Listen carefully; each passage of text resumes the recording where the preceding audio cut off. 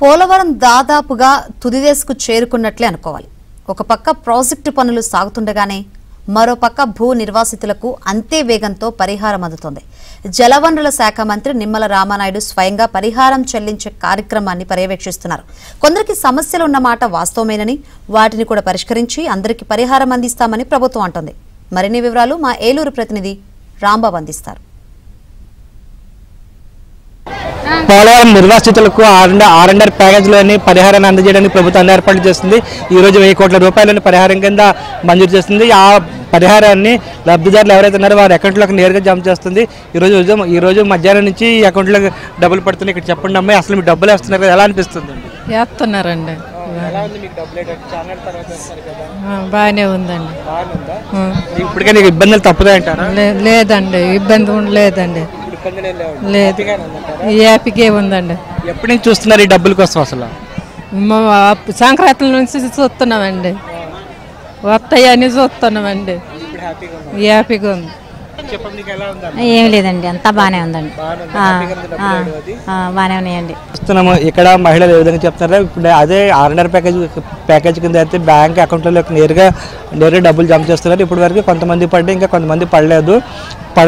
పడిన వాళ్ళు మాత్రం చాలా ఆనందంగా ఉన్నారు. పడిన వాళ్ళు కూడా పడతాయని చెప్పేసి ఆశాభావంతో ఉన్నారు. అంతేకాకుండా కొత్తగా మళ్ళీ సర్వే చేయాలి, 18 సంవత్సరాలు నిండిన వరకు కూడా ప్యాకేజ్ ఇవ్వాలని చెప్పి ఒక డిమాండ్ అయితే చెప్పడం ఉంది. ఆ ప్రకారం కూడా సర్వే చేయాలని చెప్పేసి వీళ్ళు నిర్వాసితులు ఎవరైతే ఉన్నారో వాళ్ళు కోరుతున్నారు. అయితే ప్యాకేజ్ 2 దశల్లో ఇస్తున్నారు. ఒకటి ప్రాజెక్ట్ 1, ప్రాజెక్ట్ 2 ఆ 2 దశలకు ఈ ఆర్ఎండ్ఆర్ ప్యాకేజ్ అందజేస్తున్నారు. మొదటి దశకు సంబంధించి 41.15 మీటర్లు కాంటూర్ లెవెల్ సంబంధించి ఎవరైతే నిర్వహిస్తున్నారో వాళ్ళకి మాత్రం పరిహారం అందిస్తున్నారు. ఇప్పుడు చెప్ప మీకు ఏముంది? సార్, నా పేరు స్పందన సార్, మాది తాటకూరుగొమ్మ కాలనీ, వేలేరుపాడు మండలం. సార్, మాది ఫస్ట్ నుంచి సర్వే జరిగి 31A నుంచి ఏ బ్లాక్లో ఉండి ఫేస్ 1లో ఉండి సర్వేలన్నీ అయిపోయి మీకు ఇల్లు కావాలా, డబ్బులు కావాలంటే మాకు ఇల్లు కావాలని చెప్పి మేము కోరుకున్నాక మీ ఇంటికి ఇంత శాంక్షన్ అయినాయి. మా ఇంటికి వచ్చేసి 11 లక్షలు శాంక్షన్ అయినాయి సార్. ఈ ప్రభుత్వం న్యాయం చేసిద్ది, ఈ ప్రభుత్వం న్యాయం చేసిద్దని మేము ప్రతి ప్రభుత్వం దగ్గరికి తిరుగుతూ వేడుకుంటూ కాళ్ళు పట్టుకున్న సన్నివేశాలు, ఏడ్చి మాట్లాడిన సన్నివేశాలు, సందర్భాలు ఎన్నో ఉన్నాయి సార్. కానీ రామానాయుడు గారు మాకు ఖచ్చితంగా న్యాయం చేస్తారని మేము నమ్మి ఈరోజు ఆయనకు కూడా ఇవ్వడం జరిగింది.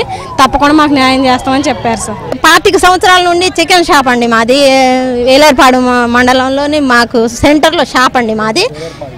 మా తాతల కాడి నుండి, మా ఆయన గారి తాతల కాడి నుండి మొత్తం రేషన్ 23 నుండి మా ఇద్దరికి పెళ్ళి రేషన్ కార్డు వచ్చిందండి. అప్పటి నుండి కూడా మాకు అన్ని రేషన్ కార్డ్స్ ఉన్నాయి, అన్ని ప్రూఫ్స్ ఉన్నాయి. అయినా కానీ మాకు 4 లోకలను ఒక్కసారి తీసేసినాయి. మేమేం చేయలేమండి. పెద్ద ఆఫీసర్లకు తప్ప మేము పిఓ గారి దగ్గరికి వెళ్ళినాం, ఎంఆర్ఓ గారి దగ్గరికి వెళ్ళినాం, ఎవరి దగ్గరికి వెళ్ళినా కానీ అవి వస్తాయమ్మా అని ఇట్లనే సరిపిస్తున్నారు. ఇప్పుడు 41 కాంటూన్లో మొత్తం అయిపోయినాయి, మేము అందరికి ఇచ్చేసామని చెప్పారు కదా.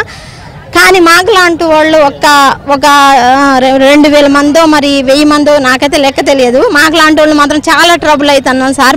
ఇక్కడ కొంతమంది బాధితులు నిర్వాసితులు ఉన్నారు, వాళ్ళ బాధ కూడా అదే. చాలా మందికి డబ్బులు పడ్డాయి, కొంతమంది ఏమో డబ్బులు పడలేదు, పడుతున్నాయని చెప్పేసి చెప్తున్నారు. అదే సమయంలో కొంతమందిని నాన్ లోకల్ కాదు అన్న ఉద్దేశం అన్న ఒక కారణంతో వాళ్ళని జవాబుదారి నుంచి తొలగించారు. మాకు కూడా న్యాయం చేయాలని చెప్పేసి వీళ్ళు కోరుతున్నారు. ఎందుకంటే సుదీర్ఘకాలంగా మేము ఇక్కడ ఉంటున్నాము, అటువంటిప్పుడు మేము నాన్ లోకల్ ఎలా అవుతాము? కొంతమంది మా మీద కావాలని ఫిర్యాదు చేశారు.